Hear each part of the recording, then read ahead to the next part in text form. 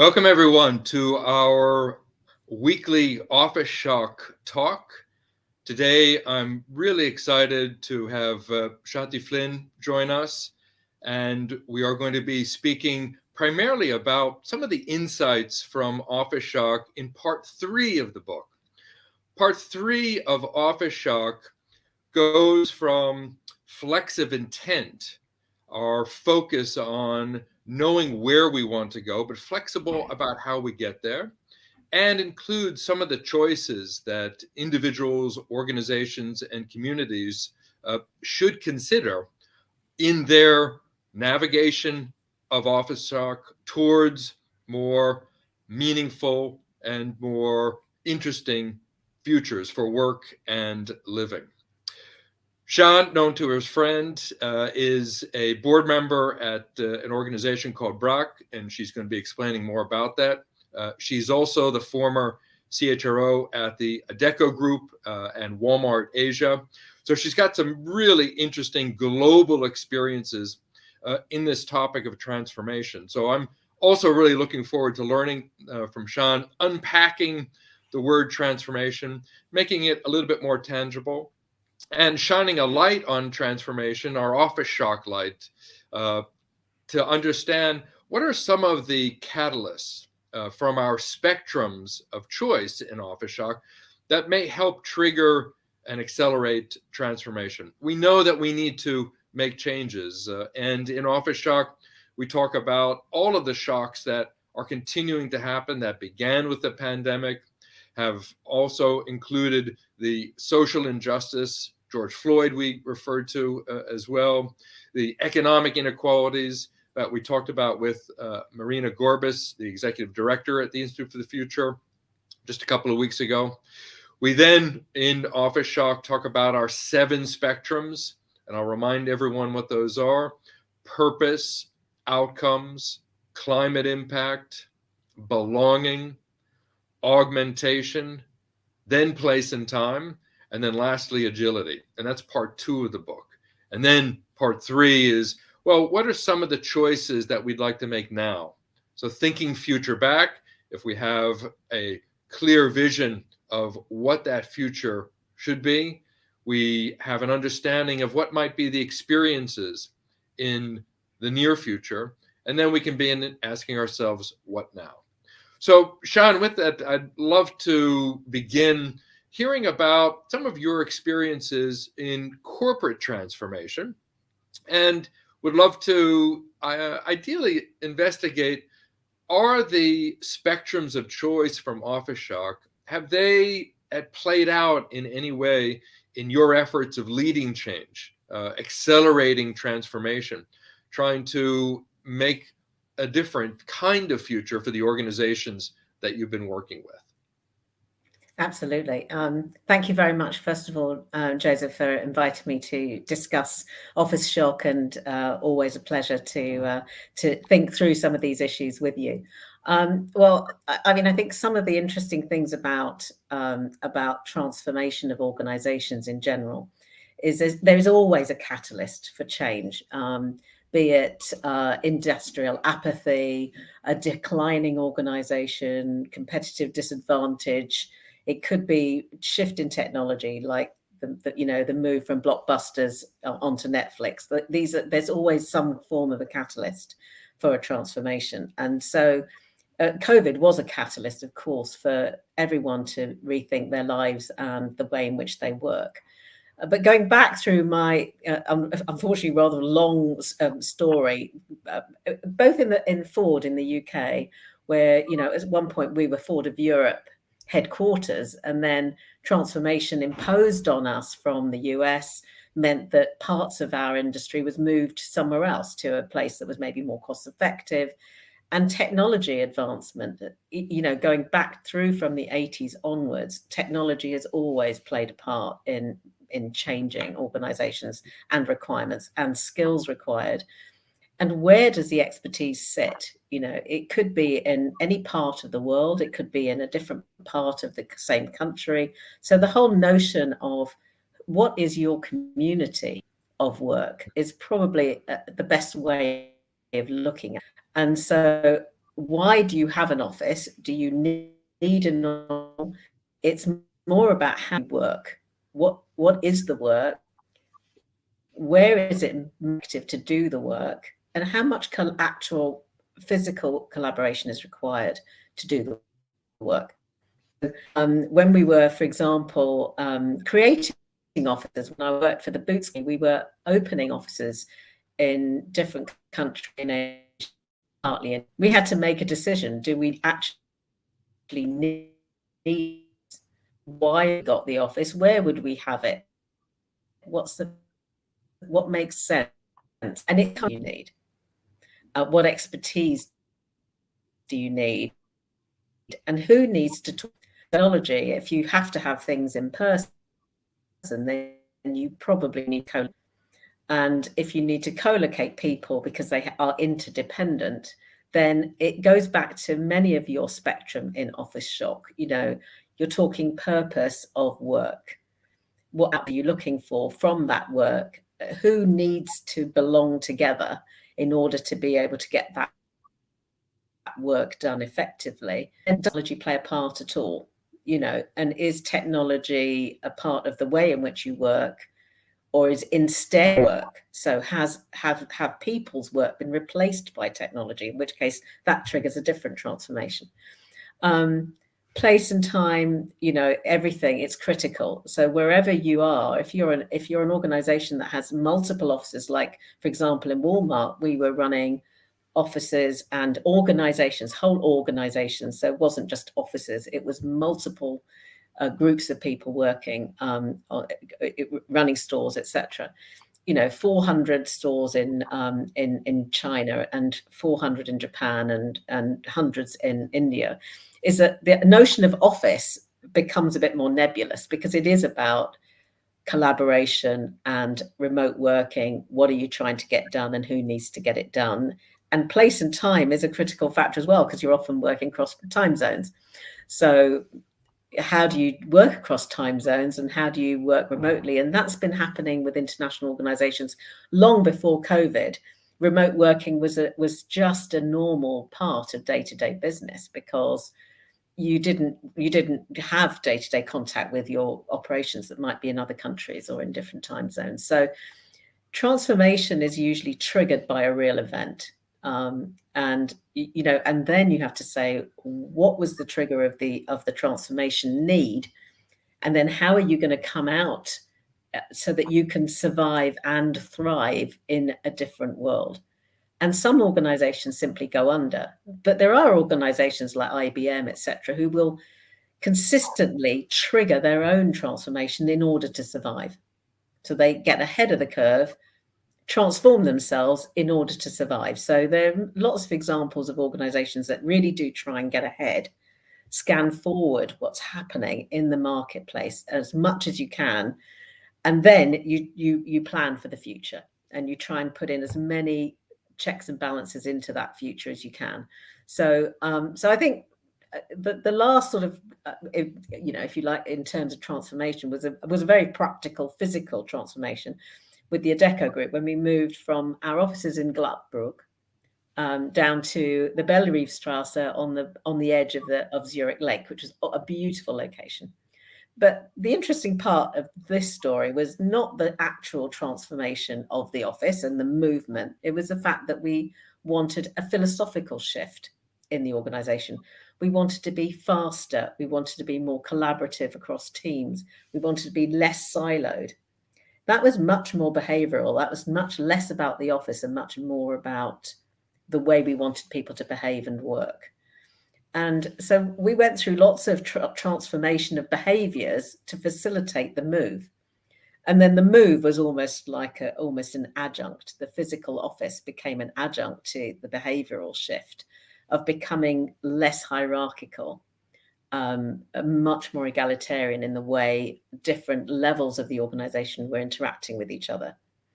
The sense of belonging and ownership, much greater levels of ownership and informality. So when you were talking about belonging as a spectrum, it was much more about belonging. How do you feel a sense of purpose? It's an emotional connection. And most organizations talk about engagement. That engagement factor is in massive correlation with productivity, success, and profitability. So what lies behind engagement when it comes to these 7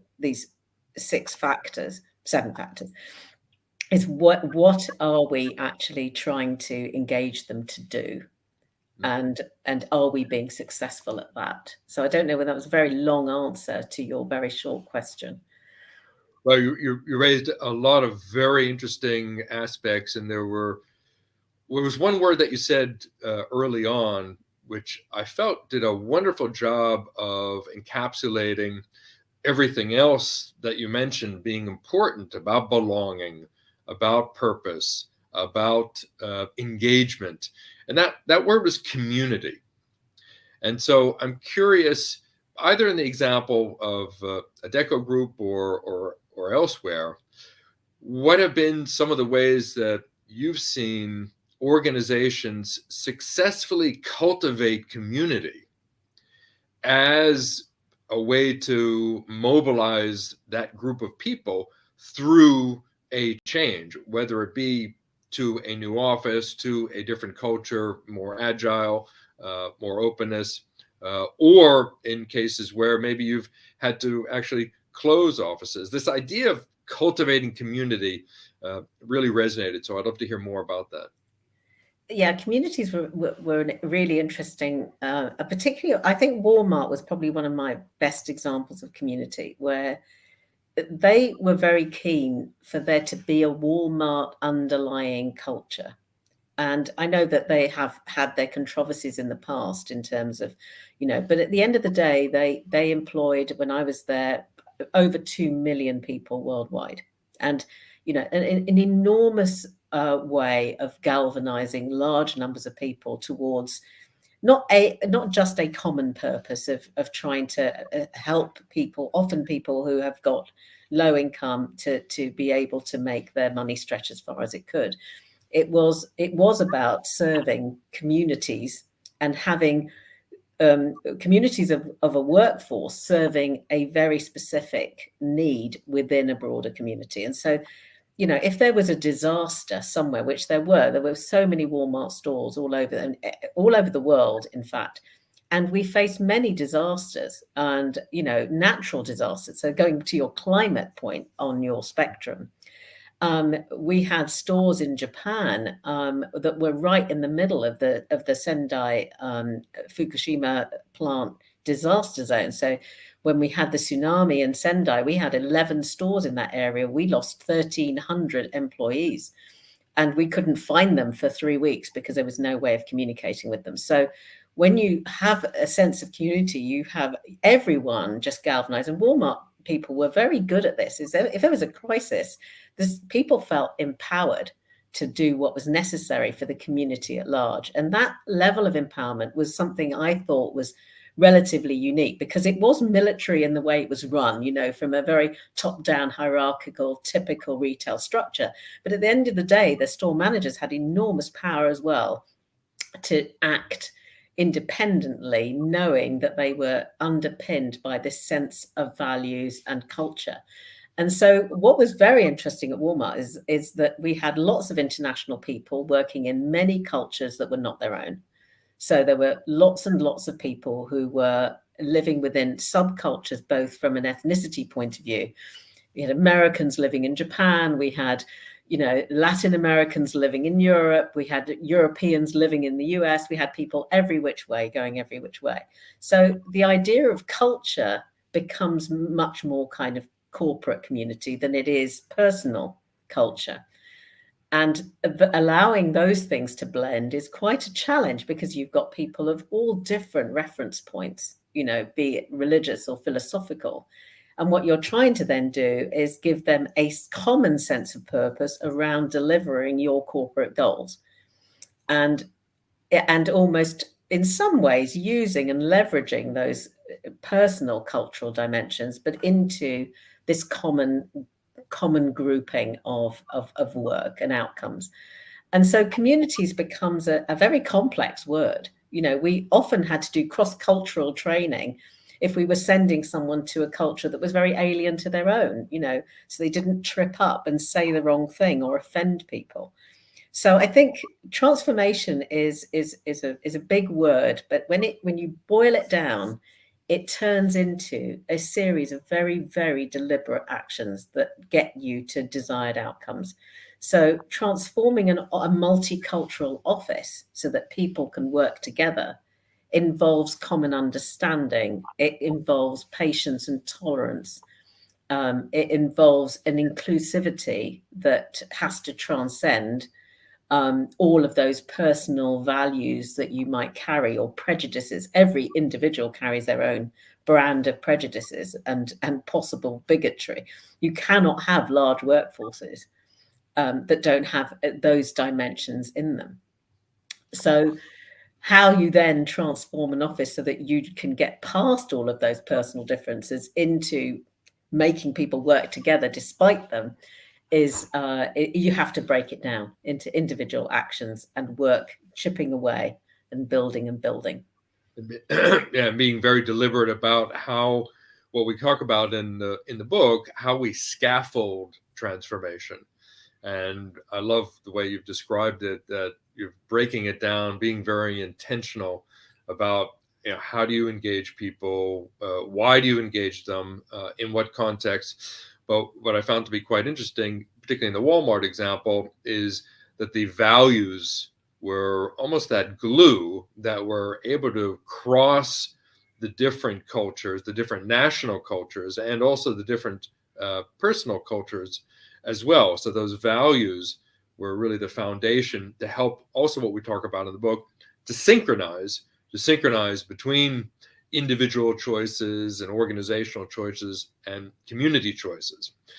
I want to come back to the community, but before that, we've got a question which I think is very relevant now, particularly with what you described with the breadth of Walmart's place and time, the breadth of the what we call in the book the office verse or distributed working.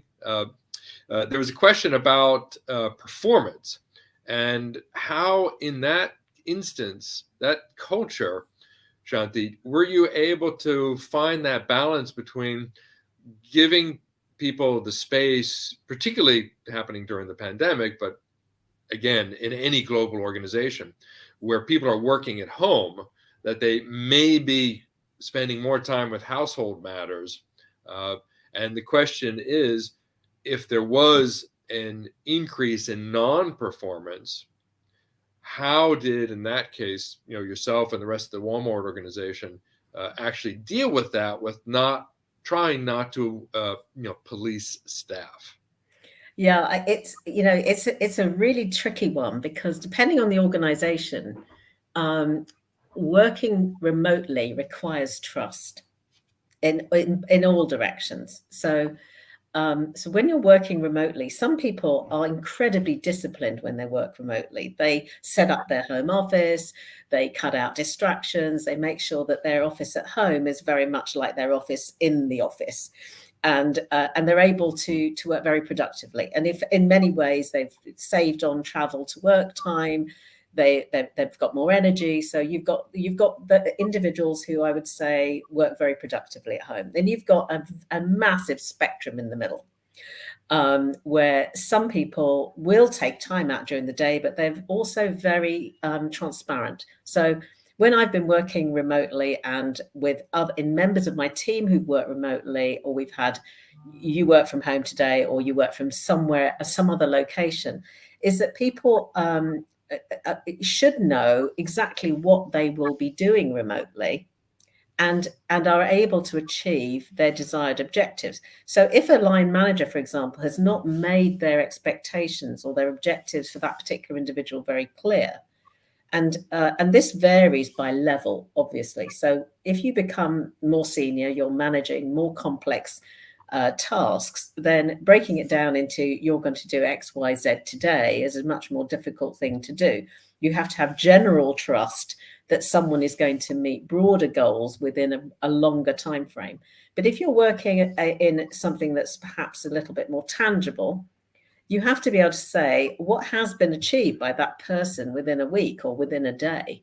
And that is your performance indicator. And it's important that managers find a way to check in on people and not check up on them, but check in on them and say, how did today go? Did you manage to get done what you were planning to get done? And what were the roadblocks? What got in the way? And it could be that the very nature of working remotely was one of the barriers, was a block. Is I couldn't talk to this person that has a key part of the jigsaw puzzle that I'm trying to solve. And, this is where collaboration can really slow everyone down, because if you're in a shared workspace and you bump into 4 people that are critical to you making a decision, you could solve that literally in a 5 or a 10-minute conversation. But if you're working remotely, you can't get hold of person A, person B, person C, it takes you a day, everyone's productivity falls. So I think in terms of monitoring performance, the first bit is, are the roles really clear? Is that person's job really well defined? Because I know over the years of working with some line managers, they are not clear about the role definition. And I'm a bit of a stickler for that. Is if I've got people working my team, I want to know exactly what their role definition is. What are they accountable for delivering? Who else do they need to collaborate with in order to get their work done? And what are their objectives, and over what time period are they supposed to be achieving those objectives? And I would be tracking those performance outcomes in a fairly sort of not on it all the time, but in over reasonable time frame. So performance should be easy to track if you know what performance you're expecting of someone else. And that expectation, I think, is the reason why a lot of people go a bit awry when they're working from home. So having clarity of what needs to be achieved. And I also appreciated what you had said about office managers, particularly in a retail environment, are actually empowered to make decisions locally. And I think that would also contribute to demonstrating trust and also being more agile to be able to, again, achieve those objectives in whatever way makes sense. And that would also include when and where it makes sense, knowing that everyone has clarity on what they need to be accomplishing. Well, one just additional point I think it's important to me is that, I've worked in organizations that have groomed people from entry-level jobs up through the organization, up to very senior levels. And that's a passion of mine, which is that organizations have a responsibility to develop the skills and the expertise and the careers of people who work in their organizations. And one of the biggest challenges from the work from home setup is proximity and ability to see what people are doing, to interact, build networks, build relationships, and observe each other. And, I do think that 70% of what you learn in a workplace is when you're doing the work. You're actively doing work. You learn by doing. And I mean, it's very broad, but 20% from networking, mentoring, guidance from others, and 10% from the formal education stuff. But when you're working in an isolated way, what you get are what I would call super silos. And, you're very dependent on technology. If your Wi-Fi goes down, basically you've lost connection with whoever you're working with. So a super silo means that you've got to have other mitigating ways of working to overcome the fact that you're now operating as an independent rather than just mucking in and chatting something through. But more importantly is, how do you learn to do your job better? Who are you learning from? And how are people really developing the necessary skills and their kind of behavioral management skills in order to be able to progress in an organization? Because if you are just at home on your own and you're not able to observe other people, your development is very constrained. And so I think that's the kind of counterbalance that in the earlier parts of your career, I think the risks are much higher working in an isolated way than they are when you're working in collaboration with others in a more physical sense. And that also is such a powerful reinforcement of this concept of community, where people are able to learn from each other, where people are able to mentor each other. And I really do appreciate the importance of a commitment by an organization to ensure that a career is followed or a path is developed and there are opportunities along the way. I think all of those add up to the trust that's in a community and really the spirit of a community. I'd like to continue on that idea of community, but shift to your other, I think, very, very interesting context.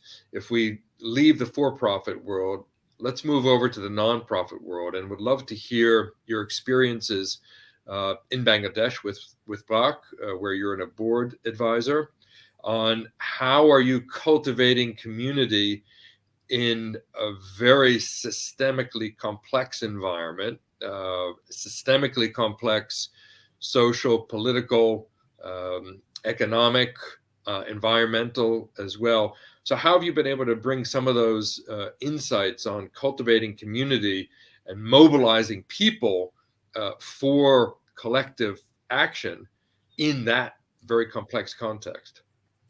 Well, first of all, not many people know that BRAC is the largest NGO in the world, and helps not just people in Bangladesh, but it's got, I think, 10 countries in Africa. It did have a girls' education program in Afghanistan, which is obviously very constrained, and Myanmar, and they are helping the millions of refugees in Rohingya on the borders of Bangladesh and Myanmar. So they have a massive organization. It's complex. It has a mixture of volunteers and employees. It's trying to raise money from governments, from trusts and foundations and individuals, high net worth individuals, as well as just running a big organization. But what makes BRAC very interesting is the fact that they are trying to create a sustainable lift out of poverty, which is one of the reasons why I was particularly drawn. So there's almost a commercial element to what BRAC do, and they've pioneered their model in Bangladesh.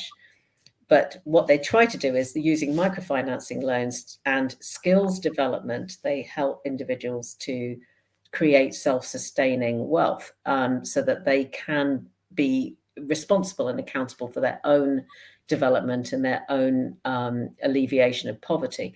So as opposed to constantly needing a handout to get more aid from someone else, they feel much more in control of their own destiny with the help of BRAC. So this organization fascinated me because it is a bridgehead between a typical NGO, which might receive funding from and then drop it into a place of need to deal with humanitarian crisis.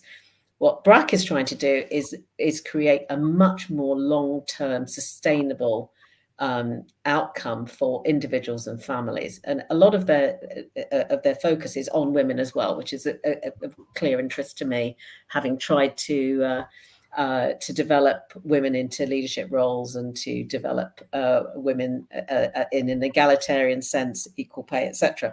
So this is an interesting one, that this investment in women in particular is key to them. So my role, I would not want to overplay it. It's an amazing organization. I am a board trustee on the UK part of BRAC. I have the privilege of being one of many board trustees in different parts of the world. But I was invited by the founder, Abed Bai, his son and daughter, Tamara and Shamran, and Tamara's husband, Asif. They run basically all of the programmatic side of BRAC, both within Bangladesh and outside. And they invited me to come and help them develop some of their leaders in Bangladesh in October. So I spent a rather intensive week having conversations with many of their senior leaders across the Bangladesh part of the organization, but also some of their international. And what it highlighted to me was, that there they are, an organization that started in Bangladesh that is trying to internationalize itself from that reference point, and how fascinating that they can be so big and yet nobody has heard of them as an organization. And this kind of goes back to the prejudices of the world, which is, it's an organization that's 50 years old. It celebrated its 50th anniversary last year. So it's not new, and it's very big, and yet nobody knows. Why? Because its home is in Bangladesh. So it's headquartered in Bangladesh. And I think that's what's interesting about the world at large, is that there is this sense that that the West teaches the East. And that was one of my biggest learnings in terms of transformation, is that when I lived in Hong Kong for 14 years, I realized that there's so many things that parts of Asia do so much better than other parts of the world where I have lived and worked and hired people and run organizations, and that transformation is multi-directional. And the ability for an organization to recognize that a TikTok is a catalyst for the technology world, and whether you agree or disagree with their methods, they have an enormous following. It's how agile are we really in the world, and how willing and open are we to learn from good practice, no matter where it comes from. And for me, agility is exactly that. It's not just a willingness to learn, it's the skills, the capability, and the open-mindedness to learn, because we all come without baggage, which says we do things better than other people. And as soon as you've got a I do this better than other people mentality, you will never be agile enough. Very, very much in the spirit of what Satya Nadella says, to be a learn-it-all, not a know-it-all. And it's very, very, very, very important that you're raising that, particularly as the topic of agility is so important, to be a learn-it-all and be able to make new connections and to be curious. I'm curious to hear a little bit more why you feel that BRAC has been so successful. What I'm sensing is that the areas that they are working and the way that they work, particularly you mentioned the importance of outcomes, and that being our second spectrum, and focused really about equitable enterprises or shared prosperity, trying to make the span from profit to prosperity and provide more community benefit. I think that's a very interesting element. So I'm curious to hear more. And it sounds like we can absolutely learn from BRAC's experiences over the past 50 years. Yeah, I mean, I think one of the things that's interesting about them organizationally is that they are always trying to fulfill a community need. So they identify the biggest needs. And one of them, obviously, is now climate change impacting on their very environment to such a profound effect.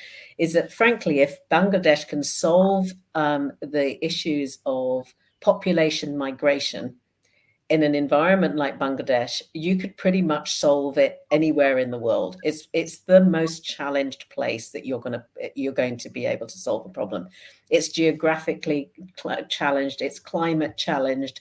The river system, it makes the physical territory very difficult to navigate, and the people are very easily fragmented, droughts and floods. So it's very interesting, the whole issue of rising seas, climate impact, climate triggered migration. So this is again one of your dimensions, which I was very pleased to see that as mentioned. It is the most important catalyst for change, because it's not about saving the planet, it's about saving humanity on the planet. The planet will do whatever it's going to do and have as many billion years left as it's going to have before it turns into a white dwarf or a red giant or whatever it's going to turn into. So the planet itself has been transforming itself for billions of years. But our ability to live on this planet is dependent on our agility to survive and evolve. And I think the evolution, the link to agility is the same as evolution, is people have to evolve in order to survive. They have to physically move and they have to deal with the climate crisis. And the climate crisis will impact borders of countries. It won't just impact, governments or NGOs or corporations. It impacts the livelihood and the ability for people to survive in very specific parts of the world. And it's not just in remote African countries that people feel are off their radar. It's parts of Spain will be almost uninhabitable. They were hitting, temperatures of 45 degrees. So the ability for us as people on this planet to find ways to work, collaborate, and move into a new future is very dependent on us working together, because the climate cannot be driven by a single country. It is a global thing. We have to work together, and we haven't been doing terribly well at that, I have to say, and we're naturally drawn to silo behavior. Even when you take it to the most critical issues that we're facing. So I think in terms of what BRAC is doing, it's for me, it's a notch up from, you have corporate needs and individual businesses and individual stores and perhaps multi-country within a corporation. With NGOs, they're crossing international boundaries, they're crossing sideways across all sorts of other issues. So in trying to be agile in that sort of environment, it's some of the same skills. You still got to break it down, understand what need you're trying to address, and turn it into a series of actions. Just one example of BRAC, which was in its very early days, is that they a very, very large number of children under 5 were dying of diarrhea in Bangladesh. And they had, many of the homes that they were dealing with were, did not have high degrees of literacy. So they couldn't do public information broadcasts on how to deal with this. So over a series of years, they went door to door on 10 million homes and taught women largely, how to hydrate their children, because they realized that the issue that they were trying to address was that when they saw that their children were dying of diarrhea, they stopped giving them fluids. So they actually died of dehydration. Wow. So how do you clean the water and rehydrate your child was what they taught them to do. And they saved millions and millions of lives as a result. Now, that's a very clear example of, here's a need, here are the very specific actions we're going to have to take in order to address it. And we're going to set off on this journey that's going to take us years to achieve it. And then once you've got there, you can start to move into other areas. So I think that for me is a very clear example of fulfilling an outcome with real clarity of purpose. And a clear demonstration of being able to collaborate across a community and across a very complex community, a very diverse community, and being able to tell a story of a better future that would address that need. I really appreciated you raising the importance of us begin now, particularly with the new IPCC report that we're already over our global warming targets. The importance of being able to work together, being able to mobilize, being able to synchronize those choices in a way that ideally will address a collective need and be able to address a collective benefit. I'm curious to get your views on how you're seeing that play out where you currently are living in the United Kingdom. I know you're involved with politics there. So we're moving from corporate transformation to community and country transformation. Tell us about what you're doing in the political scene, because clearly there is a need, clearly there is an importance to come together, particularly in light of the crises that have been happening in the financial world, in addition to war, etc. Yeah, it's interesting. I think because I started my career in a car plant where we employed close to 10,000 people on a site, most of whom wouldn't have had a job if they weren't working for Ford in a factory. It set me on a path where, every job I've done in my 35 plus year career has been related to how do you get the biggest bang for your buck, as it were? How do you leverage as much as possible to help as many people as you can? And I'm a big fan of mass employment, because in the end, if you don't have a livelihood, you don't have work, it's really hard to be self-sufficient and to have self-respect. And with Maslow's hierarchy of needs, it's very hard to be self-sustaining and provide yourself with everything that you and your family need in order to survive. And we're seeing that with the cost of living crisis in the UK, the sixth largest economy in the world, and the poverty levels are rising at a ridiculous rate, and 5 million children under the poverty line in the UK is a horrendous statistic. And yet and I hate to say it, but I am a socialist. I absolutely support Keir Starmer and his politics. Giving a pensions bailout to the wealthiest does not get us on the UN goals, the Sustainable Development Goals of trying to reduce the gap in terms of polarization of wealth. Everything that we've seen in the UK in the past 12 to 15 years has increased that polarization of wealth. And I'm someone who's sitting on a very nice, comfortable pension and very happy and comfortable in my retirement stage of my life. But I also recognize that I was very fortunate to have lived in the time that I did. If I was setting out now as a young person, the child of an immigrant family with very little money and trying to build something from nothing, I wouldn't be able to do it now. And I find that a really awful prospect. I think it's not fair that good, smart people are not able to get on. They're actually struggling even to get an education now, over £9,000 a year fees with massive interest rates on credits, student loans. Is that you have to be wealthy to get an education. You have to be wealthy to get a job. These are things that absolutely go against my value system. So I will not overplay my role within the Labour Party. I'm the chair of the South Shropshire branch, which is in a very heavily conservative area, which I hope will swing a little bit in the next election. But I would like to at least do my part in this very local community. I now, one Friday in 3, I'll go and deliver fish and chips to local people, elderly people or infirm people who can't get out to the local community centre. So I've gone from kind of trying to think about global issues to super local issues, where how do I build my network within my neighbourhood? How do I try and do my bit for the community within which I now live?